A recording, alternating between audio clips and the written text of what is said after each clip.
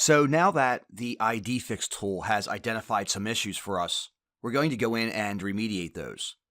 What we're going to do in this lesson is remove the shellpublishing.local email address for our users, as well as replace the shellpublishing.local UPN suffix with shellpublishing.com. We'll start with the UPN suffix. To change our UPN suffix, we have to do two things. We have to add the new UPN suffix to Active Directory, and then we have to change it for our users. So let's start by adding the UPN suffix by going into Active Directory Domains and Trusts.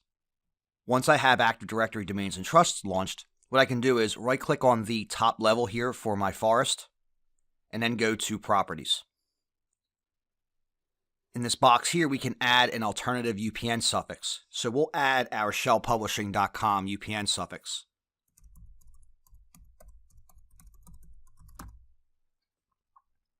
And then we'll click Add here and OK it. So now what this is going to do is make this UPN suffix available in my other Active Directory tools. So let's minimize this and open up my Active Directory users and computers. Let me view advanced here. Now if I go into my employees OU here, which is where all of our users are for Shell Publishing, if I right click on Jen Fisher here and do Properties, under Account I can see that her UPN is shellpublishing.local. If I change the drop down here, I can see shellpublishing.com is now available as well. Now, as I mentioned previously, what I want to do is make the shellpublishing.com UPN our login name for Office 365. There's a couple different ways you can change the UPN for all of your users. You can script it via PowerShell, or what you can do is just multi-select if all of your users are in the same location. A third way would be to just search for user objects in the Active Directory. What I'm going to do here, since all of my users are in the Employees OU, I'm going to select all my users, right-click, and then go to Properties. When I go into Account, I can see that the UPN suffix checkbox is available to me, so I'll check the box and change it to shellpublishing.com and OK it.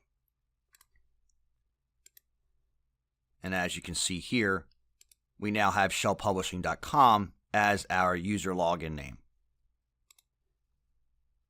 Now, one thing to keep in mind here when you're doing this is that if your users are using the UPN to log into their machines or do anything within production, obviously that login is going to change. What I've found in the wild is that this is not typically the case. I think I may have run into it one time in my entire career where users were actually logging in with username at domainname.com. What they typically do is log in with their user login name pre-Windows 2000, the Shell Publishing /M Davis. But if you do have users logging in with their UPN, you want to make sure that you let the users know that this change is happening. Otherwise, it's a non-issue. Users don't even know the change happens. Now, if we drag this out of the way here, let's take a look.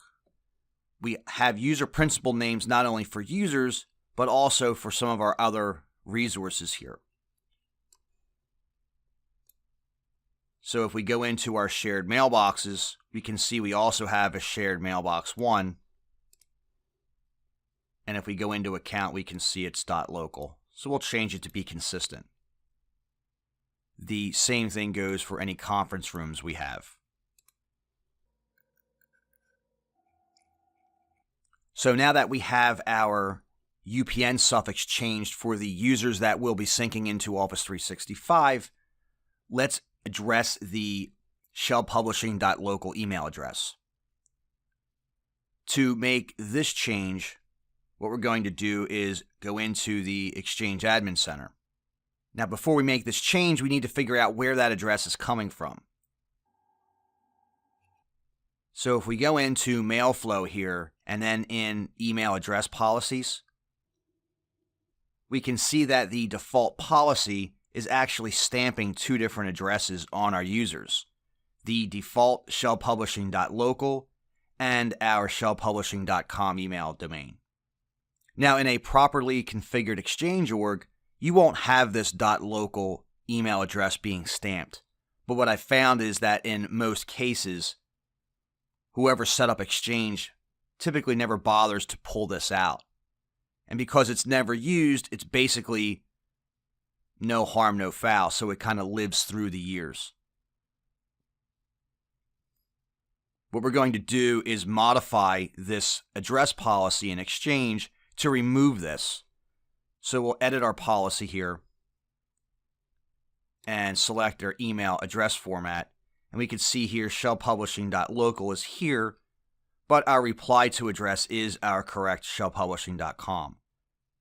So let's just remove shellpublishing.local and save it. And we get a warning here telling me that just because you make the change doesn't mean it applies. So we'll OK this, and then we'll reapply the policy.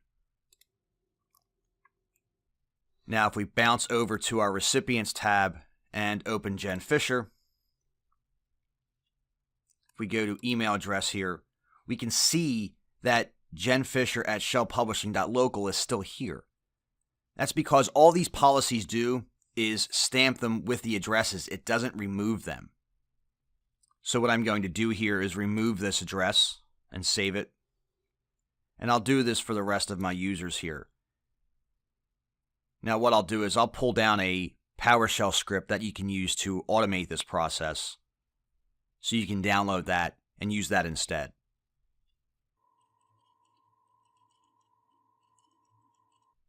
Okay. So now our mailboxes have been modified so the .local address is gone. Now what we also need to do here is go to our shared mailbox as well and make sure we don't have a .local here. And we want to go into our resources and make sure we have no .locals here.